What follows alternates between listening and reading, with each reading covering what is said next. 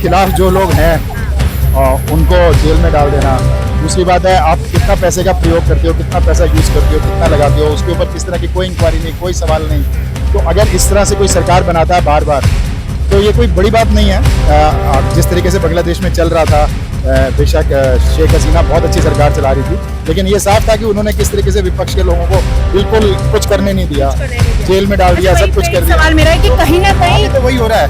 अगर मोदी जी जीत रहे हैं तो इसका कारण क्या है? आप झूठे एलिगेशन लगाओ, सीबीआई अभी जो कलकत्ता में जो केस हुआ था उसकी सीबीआई को दे दी गई है, लेकिन क्या सीबीआई मतलब कुछ केसों में, मैं केस का नाम लेता हूँ, जैसे आरुषि मर्डर केस है, और जैसे एक कोई दुबे करके था कोई, जिनका ये 2002 का करीब केस होगा, बिहार में कोई हत्या हुई थी। तो इन केसों को कैसे सॉल्व किया उन्होंने? तो ऐसी बहुत सी चीज़ें हैं जहाँ पर मतलब असल में ये था कि बंगाल में उन्होंने इसलिए मना कर दिया था कि वो कोई भी केस सीबीआई को नहीं देंगे। आप सैनी जी अभी नए नए आए हैं, जिस तरीके को आप काम कर रहे हैं उससे ये लगता है। भी हम लोग भी मेवात गए थे, हम लोगों को पूरी सिक्योरिटी दी थी हरियाणा प्रशासन ने, वहाँ पे मुख्यमंत्री जी खुद राउंड पे थे। तो जिस तरीके से नायाब सैनी जी काम कर रहे हैं, मुझे पूरा विश्वास है कि इस बार पूर्ण बहुमत के साथ हरियाणा में भाजपा सरकार बना ली। पिछली बार भी 75 पार हो रहा था। हाँ जी, बीजेपी का कार्यकर्ता नहीं है। नहीं, मैं कह रहा हूँ प्रशासन ने सिक्योरिटी दी थी। नायाब सिंह सैनी के पुलिस है, क्यों नहीं देंगे जी? सरकार इस समय अच्छी है, अच्छे मुख्यमंत्री नायाब सैनी। उस टाइम में दंगे हुए थे तो हाँ, खट्टर साहब ने नहीं संभाल पाए थे प्रशासन। विश्वास से बांग्लादेश के 2 टुकड़े करेंगे, एक टुकड़ा को बनाएंगे वो जो इस्लामिक, और एक को हिंदू राष्ट्र बनाएंगे बांग्लादेश को। हम अगर बांग्लादेश बना सकते तो बांग्लादेश को तोड़ भी सकते। मोदी जी, अजीत डोभाल जी, रक्षा मंत्री राजनाथ सिंह जी सब एक्शन में बैठे, बस मौके की तलाश में। लाल किले से तो बोला नहीं कुछ भी, खाली उन्होंने लाल किले से क्या बोला उन्होंने? तो विश्वास दिलाया कि हिंदुओं पे अत्याचार मत करो, नहीं तो हम देख लेंगे। देखिए, मोदी जी ने 5 सीटें लाके तीसरे टर्म में 5 सीटें लाई, नहीं तो वो तो पूरा हरियाणा जीत गए थे। तीसरी बार वो 5 सीटें मिली, तो इससे कम क्या है? और बता दो कोई सरकार जो भारत में रही हो, 10 में से 10 थी। और कोई सरकार बता दो तो भारत में इंदिरा गांधी की, राजीव गांधी को लगातार 3 बार सरकार बनाई हो, सिर्फ नेहरू जी को छोड़ के। ये लोग तो आज तक कभी 3 बार सरकार नहीं बना पाए। वो तो मोदी जी का ऐसा नेतृत्व है कि लोग उन्हें चुन रहे, लेकिन मुख्यमंत्री की गलती थी। ये लोग कह रहे हैं बैसाखी की सरकार है, चलने वाली नहीं है। बैसाखी की सरकार जब होती, जब ये 200 सीटों को होते, 240 सीटें हैं, 30 सीटें कम है। आज वो नहीं दे रहे, हर किसी का सपोर्ट है, सरकार कहीं नहीं जाने वाली है।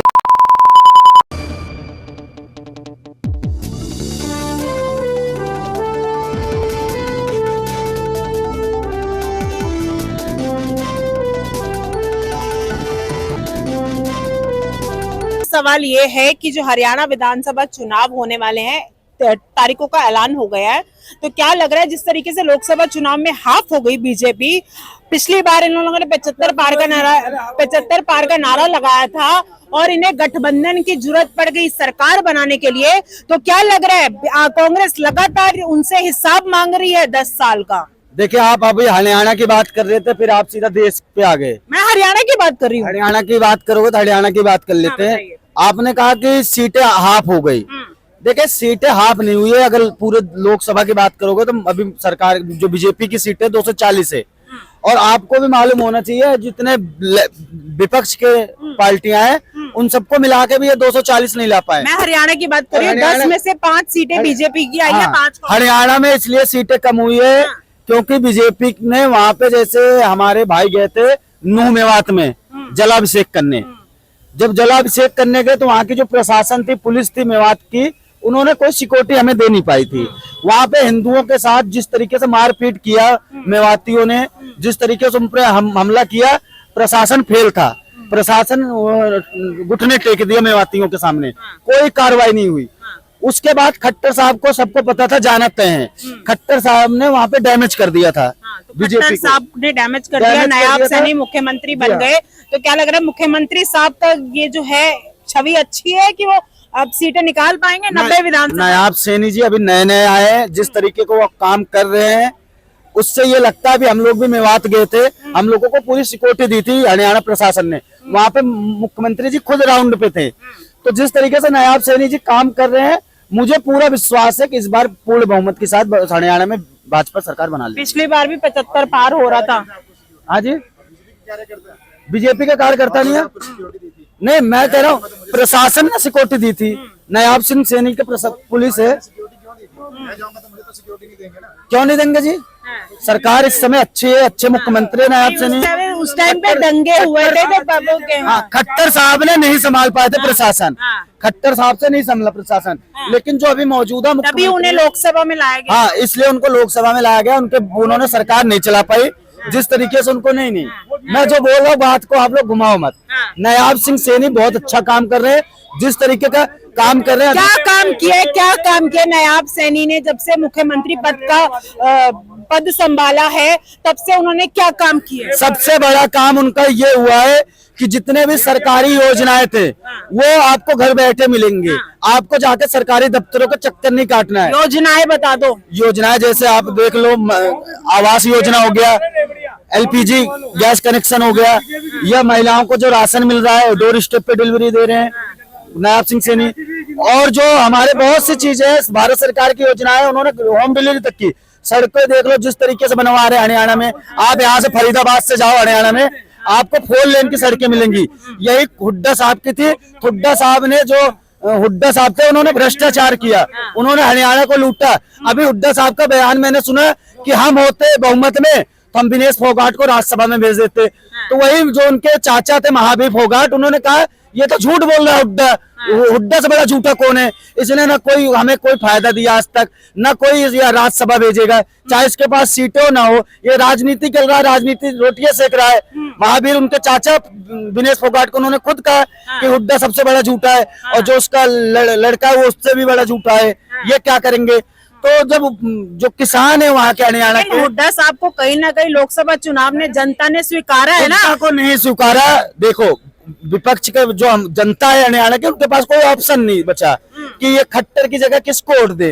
तो उन्होंने फिर कहा कि चलो कोई नहीं, मोदी जी के नाम पे वोट नहीं पड़ा है, पड़ा है मुख्यमंत्री के नाम पे वोट हरियाणा में। और 5 सीटें, ये वोट तो मोदी जी के थे। देखिए मोदी जी ने 5 सीटें लाके तीसरे टर्म में 5 सीटें लाई, नहीं तो वो तो पूरा हरियाणा जीत गए थे। तीसरी बार वो 5 सीटें मिली, तो इससे कम क्या है? और बता दो कोई सरकार जो भारत में रही हो, 10 में से 10 थी। और कोई सरकार बता दो जो भारत में इंदिरा गांधी की, राजीव गांधी को लगातार 3 बार सरकार बनाई हो, सिर्फ नेहरू जी को छोड़ के। ये लोग तो आज तक कभी तीसरी बार सरकार नहीं बना पाए।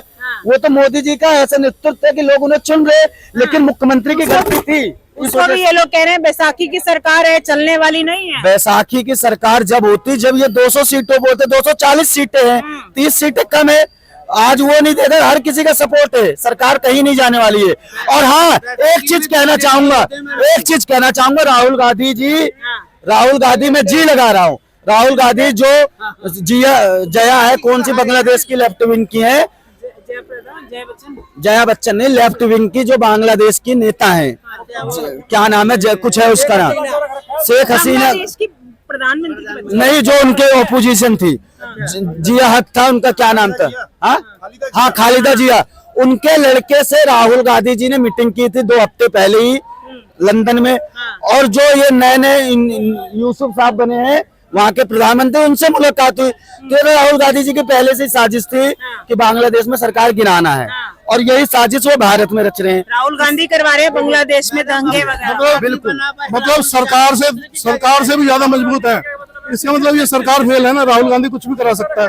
तो राहुल गांधी बहुत मजबूत आदमी है, इसका मतलब सवाल ये उठता है, बांग्लादेश पे आप लोग आ रहे हो, सवाल ये उठता है, मोदी जी पूरे विश्व में अपना नाम कमा रहे हैं, तो एक फोन करके वो भी दंगे रुकवा सकते हैं। देखिए मोदी जी, मेरे को पूरा विश्वास है बांग्लादेश के 2 टुकड़े करेंगे। एक टुकड़ा को बनाएंगे वो जो इस्लामिक, और एक को हिंदू राष्ट्र बनाएंगे बांग्लादेश को। हम अगर बांग्लादेश बना सकते हैं तो बांग्लादेश को तोड़ भी सकते हैं। मोदी जी, अजीत डोभाल जी, रक्षा मंत्री राजनाथ सिंह जी, सब एक्शन में बैठे, बस मौके की तलाश में। लाल किले से तो बोला नहीं कुछ भी, खाली उन्होंने लाल किले से क्या बोला उन्होंने? कोई विश्वास दिलाया कि हिंदुओं पे अत्याचार मत करो, नहीं तो हम देख लेंगे। लाल किले से क्या बोला उन्होंने क्या बोला? खाली बोला कि वहाँ पे अत्याचार हो रहा है। तो कोई चेतावनी दी प्रधानमंत्री जी ने लाल किले से कि वहाँ पे जो गलत हो रहा है सुधर जाओ, नहीं तो हम देख लेंगे। कुछ नहीं बोला, सिर्फ वो जैसे हर साल भाषण देते हैं वही देके और निकल गए।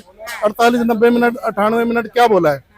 महिलाओं पे बोलने की इनके अंदर हिम्मत कैसे हुई? विनेश फोगाट और साक्षी मलिक के साथ ये जो अत्याचार हुआ, और जो ये लोग कह रहे थे ये खेल नहीं पाएंगी आगे, है ये खाली पॉलिटिक्स कर रही है, उनके मुंह पे तमाचा मारा विनेश फोगाट ने, फाइनल तक पहुंची है ना। तो ये मुंह दिखाने लायक नहीं है कहीं भी। तो ये सरकार जाने वाली है और 40वें आने वाले हैं थोड़े दिनों में। ये लोग रोज ही कहते कि सरकार जाने वाली है, सरकार जाने वाली है। अभी 11 साल हो गए, सपोर्ट मिल रहा है। ऐसा है, राम जी को मोदी लेकर आए अयोध्या में, अब राम जी भी समझ गए, एक वोट नहीं मिला, पूरा भारत राम जी का है तो हाफ से क्वार्टर हो जाएगा बस। ना अपने खिलाफ जो लोग हैं उनको जेल में डाल देना। दूसरी बात है, आप कितना पैसे का प्रयोग करते हो, कितना पैसा यूज करते हो, कितना लगाते हो, उसके ऊपर किस तरह की कोई इंक्वायरी नहीं, कोई सवाल नहीं। तो अगर इस तरह से कोई सरकार बनाता है बार बार, तो ये कोई बड़ी बात नहीं है। अब जिस तरीके से बांग्लादेश में चल रहा था, बेशक शेख हसीना बहुत अच्छी सरकार चला रही थी, लेकिन ये साफ था कि उन्होंने किस तरीके से विपक्ष के लोगों को बिल्कुल कुछ करने नहीं दिया, जेल में डाल दिया, सब कुछ कर दिया। सवाल मेरा है कि कहीं ना कहीं तो वही हो रहा है। अगर मोदी जी जीत रहे हैं, मोदी जी जीत रहे हैं, तो उसका कारण क्या है? आप झूठे एलिगेशन लगाओ, सीबीआई, अभी जो कलकत्ता में जो केस हुआ था उसकी सीबीआई को दे दी गई है। लेकिन क्या सीबीआई मतलब कुछ केसों में, मैं केस का नाम लेता हूं, जैसे आरुषि मर्डर केस है, और जैसे एक कोई दुबे करके था कोई, जिनका ये 2002 का करीब केस होगा, बिहार में कोई हत्या हुई थी। तो इन केसों को कैसे सॉल्व किया उन्होंने? तो ऐसी बहुत सी चीजें हैं जहां पर मतलब असल में ये था कि बंगाल में उन्होंने इसके लिए मना कर दिया था कि वो कोई भी केस सीबीआई को नहीं देंगे, लेकिन यहाँ प्रेशर में देना पड़ा। तो ठीक है, मैं इस चीज को ही मानता हूँ कि भारत में जिस तरीके का सिस्टम बन गया पॉलिटिक्स का, वो मोदी जी हो चाहे वो ममता बनर्जी हो, वो दोनों की सोच एक जैसी है। वो पूरे मतलब पार्टी के ऊपर होल्ड करके बैठे हुए हैं। जब पार्टी के ऊपर होल्ड कर लेते हैं तो फिर जब वो देश के ऊपर आएंगे तो देश का होल्ड करना भी मुश्किल नहीं है। अगर मैं नहीं बिल्कुल इस बात पे विश्वास करता कि अगर इतनी सपोर्ट के साथ ममता बनर्जी भी प्राइम मिनिस्टर बन जाए तो वो मोदी से बुरी प्राइम मिनिस्टर साबित होंगी तानाशाही में। ममता बनर्जी पर निशाना साध रहे हैं और प्रधानमंत्री बनने की चाह तो उन्होंने भी रखी थी, लेकिन वो उतनी सपोर्ट से प्राइम मिनिस्टर नहीं बन सकती ना। उतने उनके पास एमपीज नहीं है जो मतलब ये इनकी जो गवर्नमेंट है, इनकी टीएमसी इतने सांसद नहीं ला सकती, इसीलिए वो प्रधानमंत्री भी नहीं बन सकती। और अगर बनेंगे भी तो वो कमजोर प्रधानमंत्री बनेंगी। हमारे जो मोदी जी हैं वो थोड़े मजबूत प्रधानमंत्री हैं क्योंकि उनके पास सांसद हैं। लेकिन मैं ये बोल रहा हूं कि जो हैबिट्स हैं, जो जिस तरह की हैबिट्स हैं, जिस तरह की हमारे देश की राजनीति है, उसमें चाहे ममता बनर्जी हैं, चाहे मोदी हैं, चाहे कोई भी हैं, ये कह सकते हैं कि जैसे बांग्लादेश के अंदर वो आरक्षण के लिए प्रोटेस्ट कर रहे थे, तो जैसे वो बोल रहे थे कि आतंकवादी तक का उनको बोल दिया गया था कि आतंकवादी हैं जो प्रोटेस्ट कर रहे हैं। तो उस तरीके से ये कहना कि ये वही माहौल तानाशाही उन्हें बोला जाता था, जिसके चक्कर में तो वही हालात यहाँ बनते हुए नजर आ रहे हैं। सरकार तो किसी को पॉइंट आउट करती है ना आतंकवादी के लिए। यहाँ पर आतंकवादी किनको बोला जा रहा है? वो किसान जो प्रोटेस्ट कर रहे हैं। तो सरकार जब पॉइंट आउट कर देगी कि ये आतंकवादी हैं, तो आतंकवादी तो तब होगा ना जब उसने आतंक का काम किया कोई, मतलब इस तरीके से जो असली लीक से हटकर है। अब चलिए मुद्दे पे आते हैं। मुद्दे जो हमारा मुद्दा है वो ये है कि अब आने वाले विधानसभा चुनाव के नतीजे किस और रूप लेंगे। हाफ हुए लोकसभा में, विधानसभा में क्या होने वाला है बीजेपी का? देखिए, बीजेपी बहुत बड़ी पार्टी है, बीजेपी के पास बहुत रिसोर्सेज हैं। इतना मुश्किल नहीं है आप बीजेपी को हटा पाना जब तक कि एकदम पब्लिक उनके अगेंस्ट नहीं होती। अब यहाँ पर भी मैं बहुत कुछ देखता हूँ। बेशक बीजेपी ने 240 सीटें दी हैं, और पिछली बार भी जो चुनाव से पहले हम लोग बात करते थे तो हम ये बोल रहे थे कि भारत बहुत बड़ा देश है और इतने बड़े देश में बहुत मुश्किल है एक रूपता लाना या एक चीज ला पाना। लेकिन बिल्कुल ये बात सच है कि जो भी हिंदी बेल्ट की जो राजनीति है वो एक हाथ में आती जा रही है धीरे धीरे, और हरियाणा भी उसमें से एक है। ठीक है, हो सकता है बीजेपी शायद हार जाए हरियाणा में, लेकिन फिर भी वो 40 सीट 45 सीट या उसके बराबर आ सकती है, और कभी भी सरकार तोड़ के अपनी सरकार बना सकती है। कभी भी सरकार तोड़ के अपनी सरकार बना सकती है। बता दें कि हरियाणा विधानसभा चुनाव की तारीखों का ऐलान हो गया। 1 अक्टूबर को चुनाव होंगे। पिछली बार बीजेपी ने 75 बार का नारा लगाया था। अब और उसके बाद जो हालात हुए हमने हरियाणा में सबने देखे। लोकसभा चुनाव के जो नतीजे आए, हाफ हो गई। भाई कांग्रेस लगातार बीजेपी से हिसाब मांग रही है 10 साल का, तो यात्रा निकाल रही है। क्या कुछ लगता है आपको आने वाले विधानसभा चुनाव के नतीजे किस और रुख लेंगे? हमें कमेंट करके जरूर बताइएगा। फिलहाल के लिए इस वीडियो में इतना ही। जय हिंद, जय भारत।